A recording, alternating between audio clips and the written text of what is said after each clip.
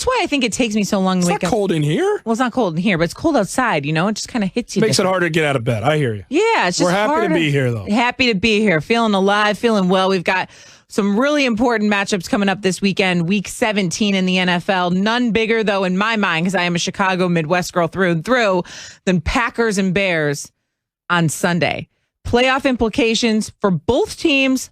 For the Packers to lock up the 1 seed so they could get that first round bye and home field advantage, and then for the Bears to simply get in. They got to win, and then they're in, which could be a tall task. Aaron Rodgers stands in the way of win or get in for your Chicago Bears. What has history shown you? Don't do that. With Aaron Rodgers Don't do that. Facing off against the Chicago Bears. This is like me coming. Jordan's a Bengals fan. This is like me coming at you like, well, what about even though the Bengals just beat the Steelers? What of the Steelers? I mean, what kind of giant killers are the Steelers to your Bengals? Like, what the Packers have done to my Bears far too many times in my lifetime. Hey, Trubisky truthers out there, what an opportunity! Which you're becoming slowly. No. Slowly, you are. I think it's interesting. Trubisky's played himself into a position here when he was written off, where this guy was for sure not going to be in a Bears uniform next year, that his value in this league has risen in the second half of the year, most especially in these last few games, never mind the opponents being not very strong ones. His value in this league has improved, and he's now reaching the threshold, approaching this game versus the Packers that has a playoff vibe, because if you win, you're in. And if Trubisky can have a hand successfully in advancing the Bears, whoo, Bears are going to have a hard time letting him walk. And there's going to be a lot of teams out there that want him. So Mitchell Trubisky versus Aaron Rodgers could be an interesting matchup. Yeah, that doesn't sound as sexy as I think you want it to sound. It really does not. I don't have any skin in the game. Look, the Bears offense, no doubt, has been much better over the last couple of weeks. They have played those 3 losing teams in their 3-game win streak, 3 teams that are not going to the postseason. And so when we look at this Bears-Packers matchup, we realize that it is not really as it seems yet. Now, could the Bears surprise us all and go out and win against the Packers? I don't think that's out of the question. My dad, as you know, is a diehard Packers fan, and he says this lives up there in Wisconsin. Makes him nervous because he feels like the Packers have a tendency to sometimes lose to teams that they should beat. Not the Bears, though. Not the Bears. The Bears is not. Pops-in-law, not the Bears. Is definitely not one of them. That is for sure. What's interesting, though, for me, someone who's covered and followed this team for a really long time, is that normally I'm nervous about the offense because we've seen it be inept. We've seen it have no rhythm at all. We've seen whoever's at quarterback, be it Mitch Trubisky or Nick Foles, not be able to find receivers, not establish a run game, and that has totally been flipped upside on its head over the last 3 weeks. More nervous am I about the defense and them playing to the caliber that they can play at. This was a top 10 defense a year ago, creeped up into the top 5 the year before that. They have so many players that can get after the quarterback, that can stop the run, that can stop guys on the outside, that can literally do it all, that you just haven't seen click on all cylinders in the last couple of weeks.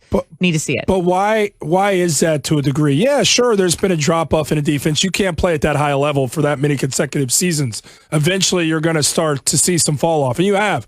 But it's also come, the defense has also dropped off at the expense of, this is an offense that hasn't given them much of a rest in any games. When you consistently have 3 and outs and that defense is spending all the time on the field, they can't be the disruptors that they typically are because fatigue sets in. That's no excuse completely, but it's definitely a part of the situation there. When you have a competent offense, when you have a productive offense like the Bears have shown in these last few weeks, it alleviates some of that pressure. It allows for rest on the sidelines for a defense and come out there energetic, engaged, and be the disruptive defense that it has been in those years past to generate takeaways, to give a short field, to provide a propped-up offense to go out there, and they're working together. And that's something you haven't seen in Chicago. That being said, one of the most dynamic offenses in the NFL behind Aaron Rodgers' arm, Aaron Jones in the backfield, a little bit of A.J. Dillon, Devontae Adams, who's as good a go-to guy as you can have.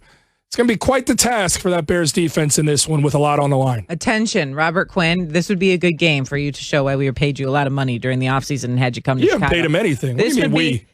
Yeah, I haven't. This would be a good game. Please show up, Robert Quinn. Aaron Rodgers, a fantastic game. No turnovers yet again. He continues to play at an extremely high level, but he really put it on display on Sunday night against the Titans. And I think after that game, I know you agree with me because in case you don't know, we're married and we watch games together, typically, unless I'm mad at him and then he has to do it in another room. It's true. Very true. Aaron Rodgers has won, in my mind, the MVP. I mean, that's just a foregone conclusion at this point. I don't think Mahomes has played to the level that he's capable of or that we've seen in years past. And I think... that just goes to show you the expectation for Patrick Mahomes. Spoiled. Hasn't played to the level that you expect him to. It's true, though. He has more turnovers than Rodgers. I mean, I think Rodgers has thrown for more touchdowns, less interceptions. I think by a couple hundred yards, Mahomes hasn't beat in yardage. He had his 13th game with 100-plus passer rating this year. I mean, that's insane. That's tied for the most such games in a single season in the Super Bowl era. What did you think was going to happen to arguably the most talented quarterback to ever play the position? What do you think was going to happen when they go out and grab a guy like Jordan Love, which may have been the right move? I think a lot of people think it wasn't the right move, and I totally understand why. How did you think Aaron Rodgers was going to respond? How did you think one of the greatest quarterbacks ever was going to come out and play? You saw how cerebral he was in handling the news. He wasn't fiery, knee-jerk reaction.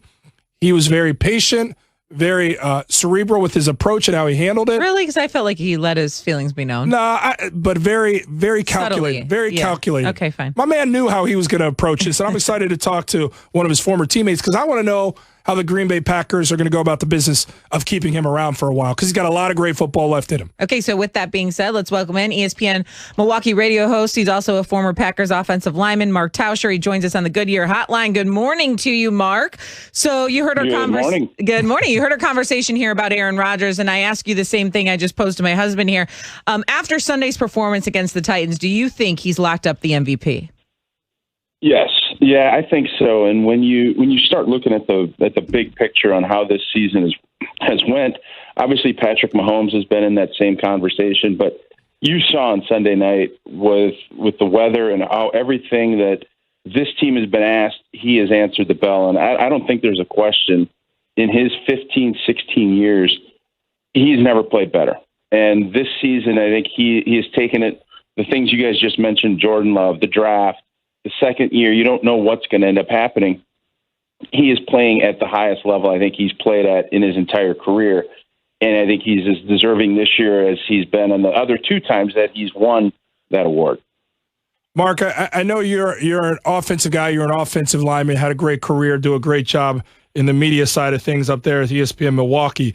But I want to talk about the Packers defense because I feel like so much we lead with naturally Aaron Rodgers and that productive offense.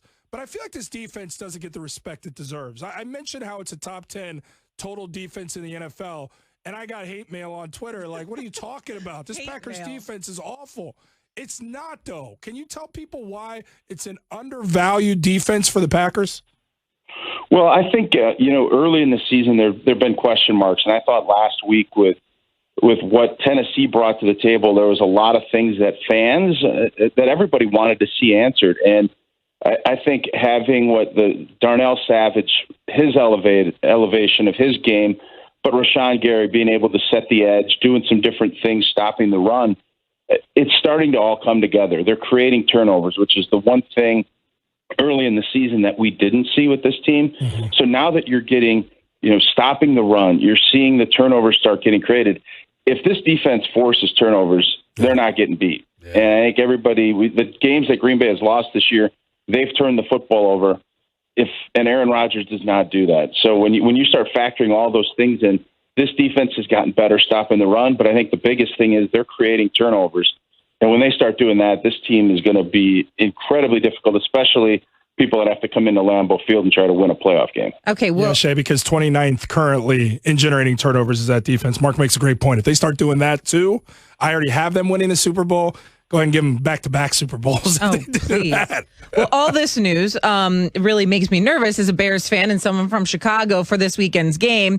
I feel lucky that it's actually in Chicago and not at Lambeau, Mark, but heading into this game, I guess maybe you could take me into the locker room a little bit or maybe take me into the mindset a little bit since you've played in this rivalry.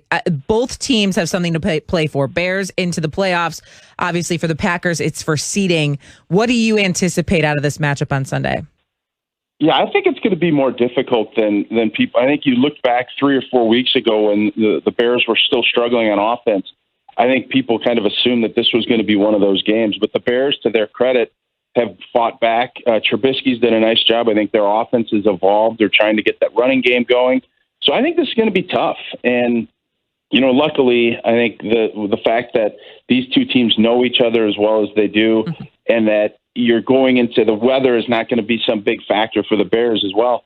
But anytime there's desperation and the Bears' playoff lives are on the line, but on the flip side of that, Green Bay knows how important that one seed is. Everything that you're hearing up in Green Bay this week is this is the playoff game, and getting that one seed this year is as important as it's ever been because you only have one team that doesn't play. I just think Green Bay is rolling right now. The offense, everything seems to be, that secret sauce seems to be coming together. And I think this team knows how precious this stuff is. And I think Chicago's going to have their hands full.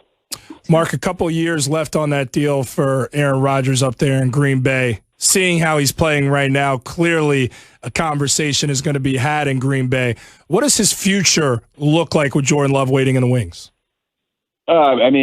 That's the question. And I think, for right now, it's enjoy the time you have with Aaron Rodgers because I think that draft night, I think everybody started looking at it like, wow, this thing, this could be coming to an end. But when you put a season like this up, I think it's going to be really difficult to any transition plans you have. And I don't think there were necessarily next year.